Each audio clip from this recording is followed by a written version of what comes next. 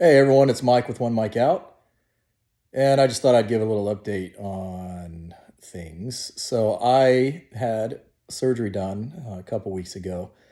I had three hernias. I had an umbilical hernia, so that's right underneath your navel or your belly button, and then I had two groin hernias. So I told the doc, hey, whatever you find, since you're already going to be in there, just go ahead and fix it. So they went in laparoscopically. Uh, Forgive me if I didn't pronounce that right. But they went in, used a little robot, and they were able to go in and kind of find those and fix those up. But so I've kind of been in this awesome power chair that I'm in right now that kind of helps lift me in and out. I'm doing much better now because it's been a couple weeks, so I can kind of move around a little bit better. But man, the first couple days were pretty excruciating. Can I can't lift anything much over 10 pounds for the next foreseeable little bit, and then won't be anything for over 30 pounds for 90 days and things like that. So can't really ride, can't really do anything like that. So I'm kind of stuck and limited to what I can and can't do. And I have to remind myself and kick myself every now and again when I'm trying to lift things that you take for granted. And you kind of take a lot of things for granted. You don't realize that like once you've had something taken away. For example, last year with COVID being at the height of everything, and people not really knowing how to negotiate and navigate around it. I had to quarantine three separate times and 16 days for each time. And that was 16 days not leaving a room, not a house, not an apartment, but a room. And these were rooms that didn't have their own kitchen or anything like that. So I was kind of stuck to, having to rely on other people bringing me food three times a day or whatnot, to having to, use workout bands, to working out, to try and keep your sanity, to going insane. So you took everything for granted for, just a simple thing of being able to poke your head out the door and kind of walk a few feet outside the door and back or whatnot. You took all of that for granted. Um, and so I think that kind of probably helped me a little bit here. But anyway, so I'm stuck here for the next little bit. But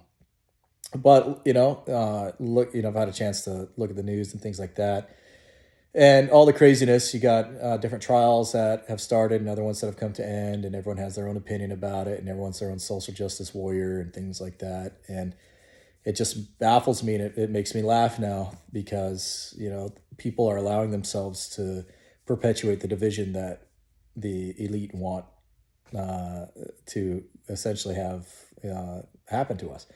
They want us to be divided, and they're winning. And I've been saying this: it's a losing battle for I think we the little people. It's not we the people; it's we the little people, because no one has the balls enough to stand up and legitimately do anything about it. It's just yep, just like this. There's no real change that's happening. There's no real fight that is happening, and I'm not meaning this to be a like the kind of down kill or be a buzzkill on hope. But I mean, in all honesty, hope is something you see in a Hallmark, or something you see in a TV show, or read in a book.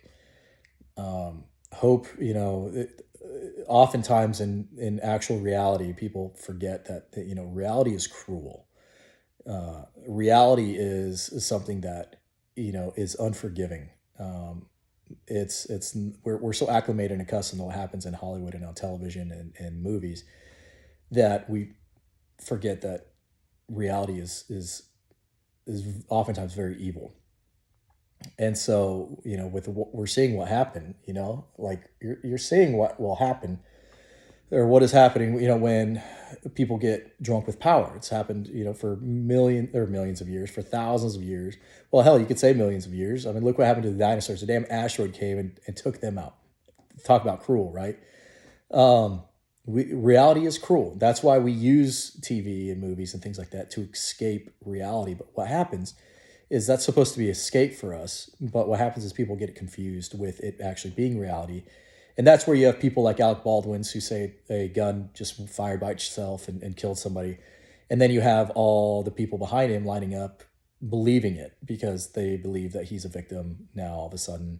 Or you have people out there who feel sorry for him and things like that. Which, let's just put this out there, it's, yes, negligence aside, and his ineptitude and everything aside, yeah, it's a sad, tragic thing, and I think for everybody, you have a right to feel sorry for everybody involved, because it truly was an accident, in my opinion. I don't think they were trying to assassinate anyone, but excuse me, the fact that he's trying to, this damn thing keeps falling out, but the fact that he's trying to now say, come out and say that the gun fired on its own. Um, and the people, the experts are all the people on the left, are the people who use terms, especially when it comes to gun terminology, or the people who still use, terms like clip. How many clips, can it hold? How many clips can it fire? Or, how many bullets can you put in the clip, where people understand it's a magazine? Or showing clips of like a revolver that, and then it has, it's like an illustration, I should say. And it shows like shells falling out of it, of a revolver. Or people calling it fully semi-automatic. Those are the people who are making the argument for gun control. The people who don't even take 2 seconds to educate themselves on what it is they're trying to ban. And so the cruel world of it all, of everything going on, the cruelness of everything is the left is going to win. I don't think there's, and it's not, and the left is just a small piece of it and a small branch of it, I think, of a bigger picture, of a bigger entity that is trying to take over in terms of power and control. And the left is just their puppet. But there's no beating it. It's going to happen. Changes are happening. You're seeing it happen with COVID. You're seeing, just take this thing out. You're seeing everything happen with COVID. You're seeing, how easy it is for us to lose freedoms, for us to take things for granted, for us to not be able to live life the way in which we used to, because we have to follow certain guidelines and certain mandates and things like that now. And it just kind of sucks, because people are just so willing to give that away for free. And by free, I mean they're not willing to fight for it anymore, like our forefathers and foremothers, if you will, were willing to do. People aren't willing to do what it takes to maintain that freedom, and in essence take back freedoms that were taken away from us. So those are just my thoughts. It's a losing battle, in my opinion. I know it's doom and gloom, but I mean, until you see actual real change, and I mean someone's like legitimately standing up and taking on the government, the way in which we founded this country, the way in which we broke off and broke away from England. But that's all crazy talk to a lot of people, because we live in such a civilized world, so civilized that your freedoms can be taken from you without you even really knowing it until it's too late. That's how civilized we are. Reality is cruel, people. Reality is cruel. It's never truly, kind. At the end of the day, it's not going to be a happy ending.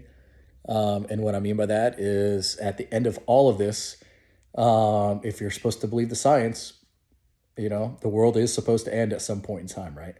If you're not religious. So if you believe the scientific side of that story, it's going to end with a bang, or at least with something like unto. And if you're religious, well, for those who aren't, then it's going to be very cruel for you. So just my thoughts on the whole thing while I'm laying here still. And anyway, Utes play tonight, so hopefully they beat Oregon. And being a Bama fan, we don't have to worry about Oregon somehow being in the talk for, I don't think they would be, but being in the talk for any sort of a playoff run. And I need everyone to lose minus Bama this weekend and Utah. Anyway, this is Mike with One Mike Out. Be sure to like the YouTube channel, Facebook page, and Instagram page. So anyway, I'll talk to you all the next time.